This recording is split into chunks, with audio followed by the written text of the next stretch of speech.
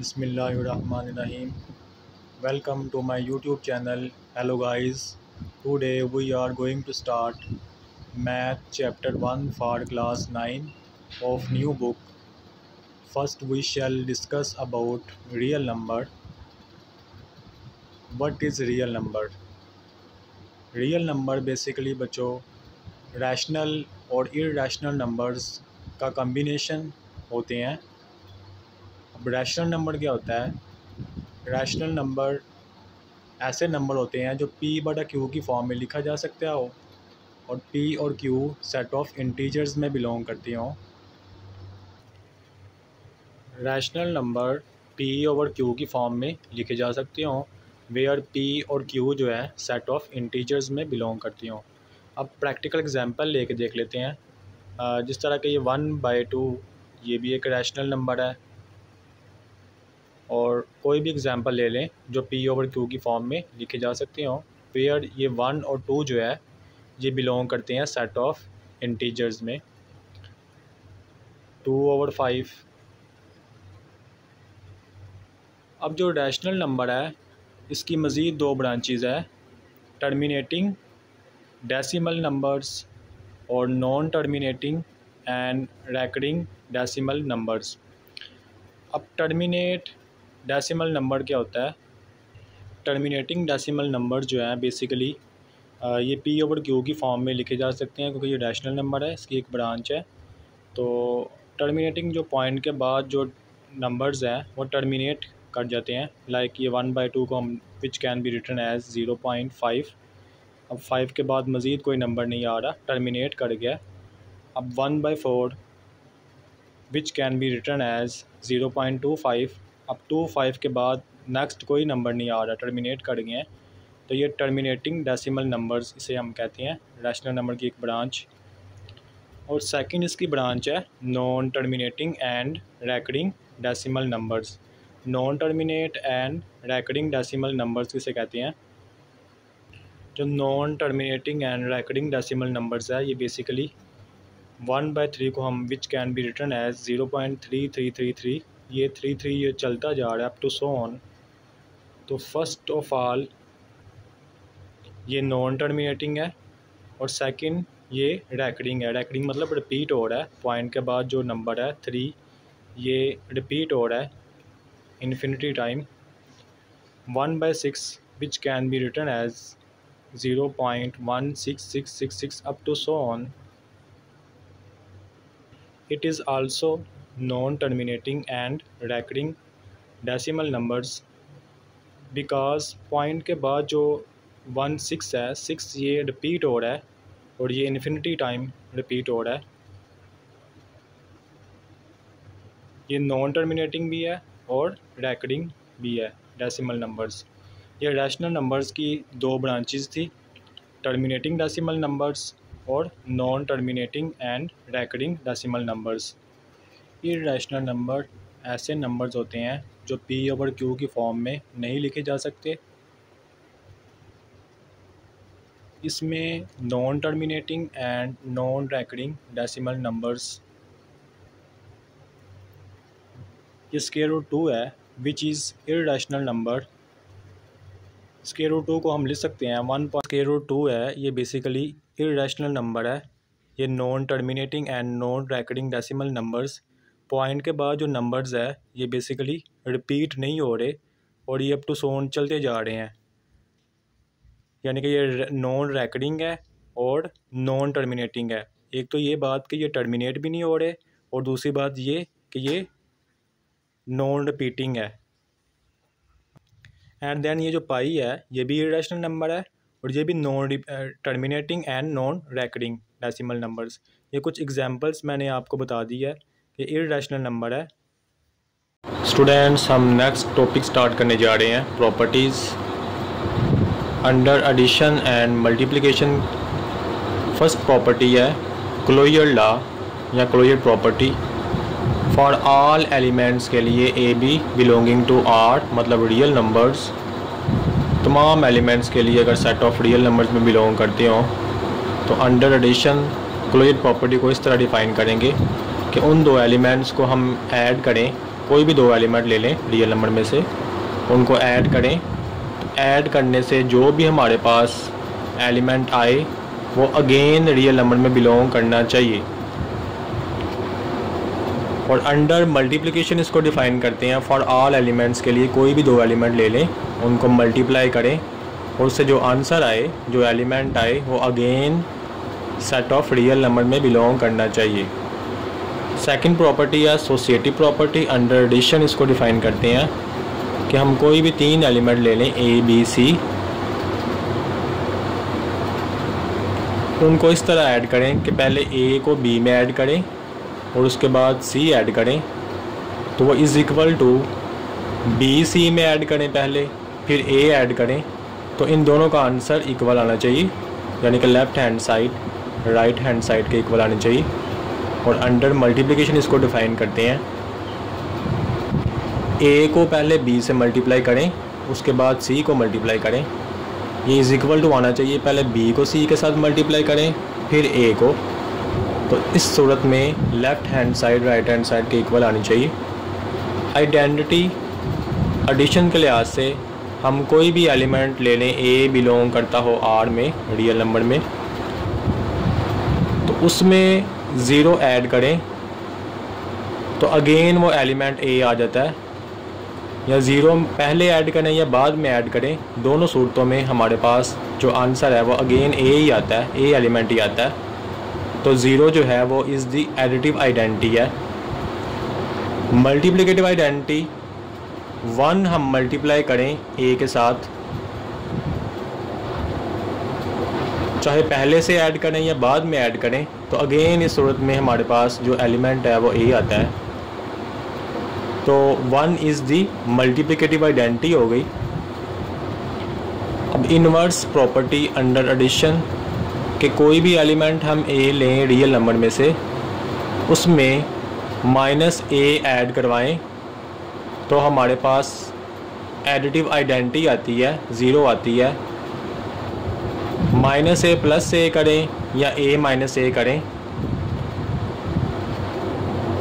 तो दोनों सूरतों में हमारे पास एडिटिव आइडेंटिटी आती है 0। तो -a बेसिकली एडिटिव इन्वर्स होगा, जो a में ऐड करवाने से एडिटिव आइडेंटिटी आई है 0, तो -a क्या हो गया, एडिटिव इन्वर्स हो गया। अब मल्टीप्लिकेटिव इन्वर्स, a एलिमेंट हमने कोई भी रियल नंबर में से ले लिया, उस a को मल्टीप्लाई करवाया 1/a से, चाहे पहले से करवाएं या बाद में करवाएं, तो दोनों सूरतों में हमारे पास मल्टीप्लिकेटिव आइडेंटिटी आई है 1। तो इस सूरत में जो 1/a है वो a का मल्टीप्लिकेटिव इन्वर्स है। अब कम्यूटेटिव प्रॉपर्टी क्या है, कोई भी 2 एलिमेंट्स हम लें रियल नंबर में से, उन दोनों को ऐड करें a + b, और इनकी पोजीशन चेंज करके भी ऐड करें, तो दोनों सूरतों में हमारे पास आंसर सेम आएगा।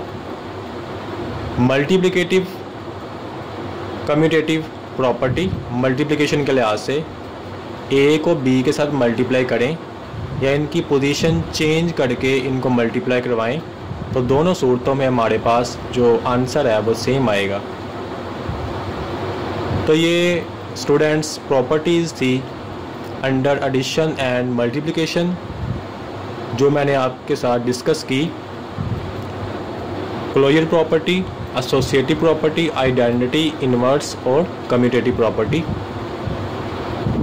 ये एक प्रॉपर्टी है distributive property for all elements के लिए A B c belonging to R set of real numbers.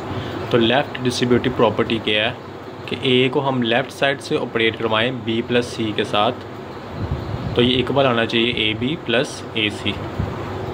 Left distributive property नाम से ही जाहिर है कि हमने ए को लेफ़्ट साइड से ऑपरेट करवाना है बी प्लस सी के साथ, कि ए बी सी कोई भी 3 एलिमेंट्स हो सकते हैं सेट ऑफ रियल नंबर्स में से। राइट डिस्ट्रीब्यूटिव प्रॉपर्टी क्या है, हम राइट साइड से ऑपरेट करवाएंगे एक एलिमेंट को जिसको हमने सी का नाम दिया, यानी कि ए प्लस बी के साथ सी को ऑपरेट करवाएंगे राइट साइड से, जो कि इक्वल होगा A C plus B C. Students, ये नेक्स्ट प्रॉपर्टीज़ है equality of real numbers for all elements के लिए ए बी सी बिलोंग करते हों सेट ऑफ रियल नंबर। तो फर्स्ट प्रॉपर्टी है रिफ्लेक्सिव प्रॉपर्टी कि अगर ए कोई एलिमेंट है, ये बिलोंग करता है सेट ऑफ रियल नंबर में, तो हमारे पास रिफ्लेक्सिव प्रॉपर्टी के मुताबिक ए इक्वल आना चाहिए ए के, मतलब ए अपने ही एलिमेंट के इक्वल है। मतलब एक एलिमेंट हमने कोई भी लिया रियल नंबर में से, वो एलिमेंट बेसिकली अपने ही एलिमेंट के इक्वल होगा। आगे सिमेट्रिक प्रॉपर्टी है, कोई दो एलिमेंट लें ए बी बिलोंग करते हों सेट ऑफ रियल नंबर में, तो सिमेट्रिक प्रॉपर्टी के मुताबिक अगर ए बी के इक्वल है विच इम्प्लाइज डैट बी भी ए के इक्वल होगा। अगर ए बी के इक्वल है तो इट मीन्स डैट कि बी भी ए के इक्वल होगा। आगे थर्ड प्रॉपर्टी ट्रांजिटिव प्रॉपर्टी है, कोई तीन एलिमेंट्स हम ले लें ए बी सी बिलोंग करते हों सेट ऑफ रियल नंबर्स में, ए अगर बी के इक्वल है एंड बी सी के इक्वल हो। ए एलिमेंट अगर बी एलिमेंट के इक्वल है तो बी किसी तीसरे एलिमेंट के इक्वल है सी के, तो विच इम्प्लाइज डैट ए जो फर्स्ट एलिमेंट है वो सी के इक्वल होगा, थर्ड एलिमेंट के इक्वल हो जाएगा। ये ट्रांजिटिव प्रॉपर्टी है। एडिटिव प्रॉपर्टी है नेक्स्ट, तीन एलिमेंट्स के लिए ए बी सी बिलोंग करती हों सेट ऑफ रियल नंबर में, तो अगर ए बी के इक्वल है तो विच इम्प्लाइज डैट सी हम ऐड करवाएं राइट साइड से ए प्लस सी, ये इक्वल होगा बी प्लस सी के। मल्टीप्लिकेटिव प्रॉपर्टी है नेक्स्ट, तीन एलिमेंट्स के लिए अगर ए बी के इक्वल हो तो which implies that a c equal होगा बी सी के। आगे कैंसलेशन प्रॉपर्टी है, ये अंडर एडिशन और मल्टीप्लिकेशन है। कैंसलेशन प्रॉपर्टी अंडर एडिशन ये है कि हमारे पास कोई तीन एलिमेंट्स हों A B C, A plus सी अगर बी प्लस सी के इक्वल है तो which implies that a b b के इक्वल होगा। अंडर मल्टीप्लिकेशन इसको डिफ़ाइन करते हैं, अगर हमारे पास तीन एलिमेंट्स हैं ए बी सी बिलोंग करती हों सेट ऑफ रियल नंबर्स में, सी एलिमेंट जो कि नॉन ज़ीरो एलिमेंट है, यानी कि ये ऐसा एलिमेंट है जो ज़ीरो नहीं है, ज़ीरो के अलावा कोई और एलिमेंट जो उनसा मर्ज़ी हो सकता है, तो ए को हम ए सी अगर बी सी के इक्वल हो, ए सी अगर बी सी के इक्वल हो तो which implies that a b b के इक्वल होगा। ये हमारे पास कैंसलेशन प्रॉपर्टी अंडर एडिशन और अंडर मल्टीप्लिकेशन हमने डिफ़ाइन की। ये कुछ प्रॉपर्टीज़ थी इक्वालिटी ऑफ रियल नंबर्स के रिलेटेड।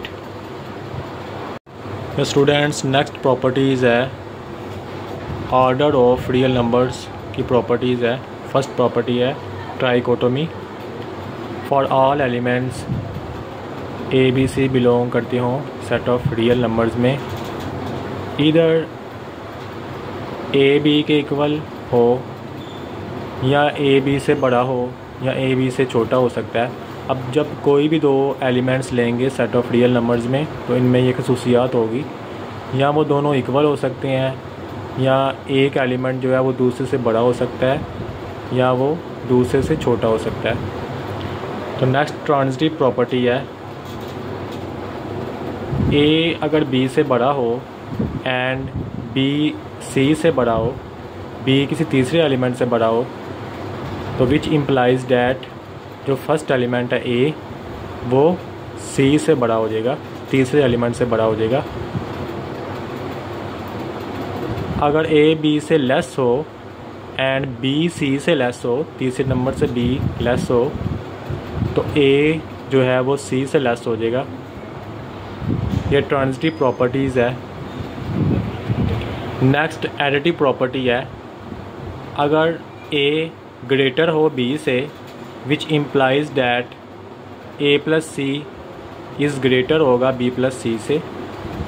नेक्स्ट, अगर ए बी से लेस हो which implies that A plus C जो है वो लेस हो जाएगा बी प्लस सी से।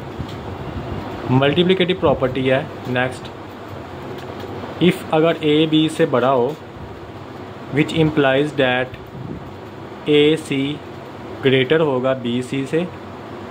इफ़ सी अगर पॉजिटिव हो, सी पॉजिटिव, ये कंडीशन है कि सी अगर पॉजिटिव हो तो उसके लिए ए सी ग्रेटर होगा बी सी से। नेक्स्ट, अगर ए बी से लेस हो विच इम्प्लाइज डैट ए सी भी लेस होगा बी सी से। इफ़ अगर सी पॉजिटिव हो। ए अगर बी से ग्रेटर हो which implies that a c less हो जाएगा बी सी से अगर सी नेगेटिव हो। सी नेगेटिव होने की वजह से ये जो ए सी है ये लेस हो जाएगा बी सी से। ए बी से ग्रेटर था लेकिन सी नेगेटिव होने की वजह से क्या हुआ, ए सी लेस हो गया बी सी से। बिल्कुल इसी तरह अगर ए बी से लेस हो which implies that C negative होने की वजह से क्या होगा, ए सी ग्रेटर होगा बी सी से। यहाँ पे ए बी से लेस था तो सी जब नेगेटिव नंबर को मल्टीप्लाई किया तो ए सी जो है वो ग्रेटर हो गया बी सी से। नेक्स्ट, अगर ए बी से ग्रेटर हो एंड, ये एंड का साइन है, और सी जो है वो ग्रेटर हो डी से which implies that a c b greater होगा बी डी से। अगर ए हमारे पास लेस हो बी से एंड सी लेस हो डी से which implies that a c less होगा बी डी से। नेक्स्ट, ये डिवीजन प्रॉपर्टी है।